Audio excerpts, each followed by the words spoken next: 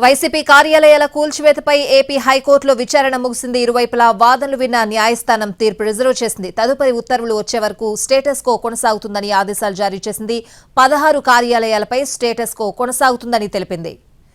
AP హైకోర్టులో YCP కార్యాలయాల కూల్చివేతలపై lunch motion పిటిషన్లు దాఖలు చేసింది. వైసీపీ ప్రతిపక్ష పార్టీ కార్యాలయాలపై రాజకీయ కక్షతో కూల్చివేస్తున్నారని వాదించారు. వైసీపీ తరపు లాయర్ కొన్ని చోట్ల భవన నిర్మాణాలకు అనుమతి తీసుకున్నామని, కొన్ని చోట్ల అనుమతి కోసం అప్లై చేశామని అన్నారు.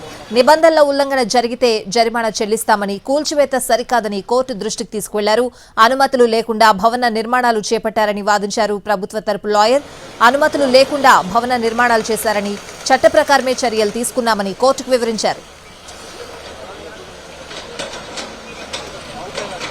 వైసీపీ కార్యాలయాల కూల్చివేతలపై ఏపీ హైకోర్టులో విచారణ ముగిసింది. ఇరువైపులా వాదనలు విన్న న్యాయస్థానం తీర్పు రిజర్వ్ చేసింది.